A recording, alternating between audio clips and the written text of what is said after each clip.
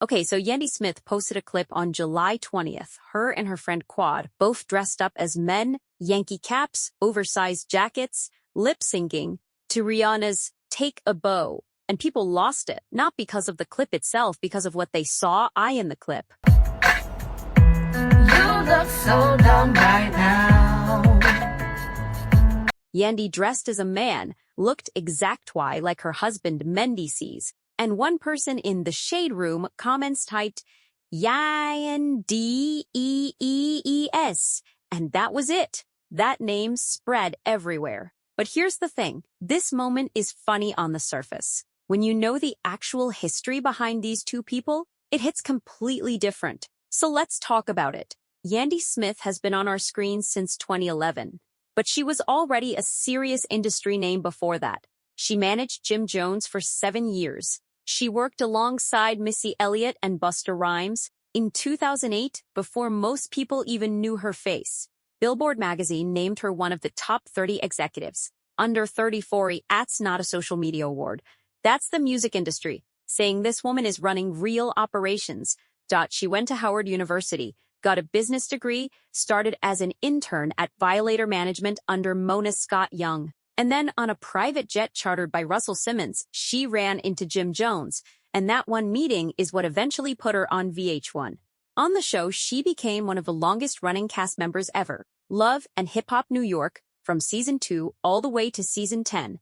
Then moved to Love and Hip Hop Atlanta. Outside the show, she built her brand, Everything Girls Love. Started as accessories, turned into a full lifestyle brand with its own magazine. She produced a film in 2012. Produced and acted in another one in 2014. Daco produced an off-Broadway musical that same year. Published a business book in 2016. She adopted a teenage daughter in 2018. Over 7 million followers on Instagram. This is not just a reality TV woman. She's been building an actual career through all of it. Now Mendeecees Harris. Because you cannot tell Yandy's story without going here.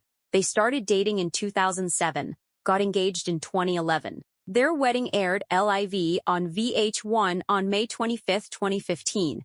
A whole special episode called Love and Hip Hop Live, The Wedding. That same year, December 2015, Mendeecees was sentenced to 97 months in federal prison. Here, quote, what happened? Federal prosecutors charged him with conspiracy to distribute heroin and cocaine. The operation ran from 2005 to 2012. 7 years. Drugs were being moved from New York City to Rochester, upstate New York. The total value of drugs trafficked came out to approximately $2.5 million. In August 2012, the feds seized over $1.5 million in cash from a safety deposit box connected to the case, plus jewelry and watches on top of that. He pleaded guilty. Chief U.S. District Judge Frank P. Garassi Jr. handed down 97 months. That's just over 8 years. As part of the sentence, Mendeecees forfeited every dollar he made from VH1, $170,755, and a 2011 Audi R8 worth $111,000. The 97 months was actually the lowest possible under the plea agreement.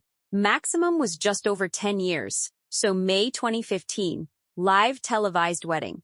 December 2015, federal prison sentence. Yandy did not walk away. She kept the business running, kept raising their kids, kept showing up. They have 2 biological children and adopted a daughter in 2018. When Mendeecees came home, the problems didn't stop. During the current season of Love and Hip Hop Atlanta, Zell Swag accused him of cheating on Yandy on the show. Then Alexis Sky publicly accused him as well before apologizing and walking it back. Then in March 2025, cast member Jessica White sat with Yandy on camera and told her Mendeecees had been DMing her niece from his Instagram. White said in her confessional, and I'm quoting directly, "I know that Yandy was not the one DMing her. Yandy's husband was. She's clearly lying to my face, and I'm not calling her out about it because I don't feel that I should. She's already hurt. I have empathy for her."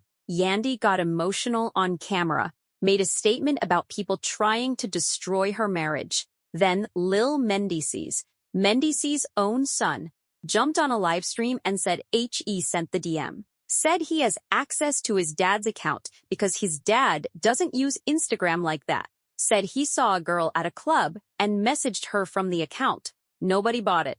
The comments were clear. One person wrote, "He's not even believable with it. Silence would help the whole family." Then Mendeecees himself posted and deleted an Instagram story that said, "She called me crying, telling me she's pregnant. Simp."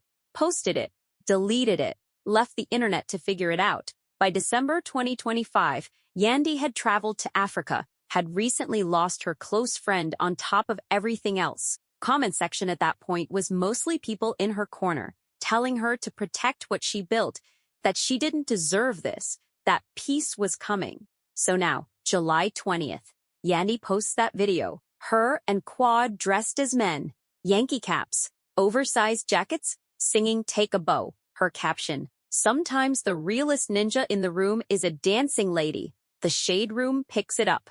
Comments start pouring in. At @DannyIPhantom__. Now why Yandy look like Mendeecees? At nurse_Nana01. Not she looking like Mendeecees. I know he's sick to his stomach seeing this. At Shayazanders, Yandy looking like Charlemagne the goddess. Yes, Charlemagne the god got pulled in too. At one skinny Kenny genuinely asked, "That ain't Charlemagne." At Lovahosmany, her ex-man twin.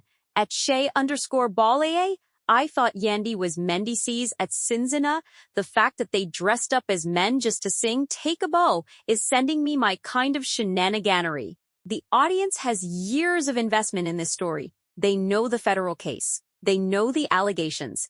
They've watched this marriage through all of it. So when she shows up in that clip, loose, laughing, having a good time with her friend, people responded to that too, not just the joke. The fact that she was clearly okay, that she could still be that person after. That's actually rare to capture on camera.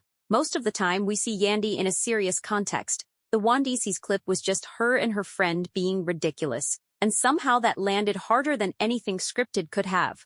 Yandy Smith built a real career, Billboard Top 30 before most people knew her name, a decade plus on television, businesses, films, advocacy work. She stayed through a federal prison sentence. She's been publicly dealing with cheating allegations in real time this year. And the clip that went viral was her in a Yankee cap, looking like her own husband. The internet does what it does, but if you're going to go viral, going viral for a moment where millions of people are laughing with you rather than at you after the kind of year she's had, that's honestly not the worst thing.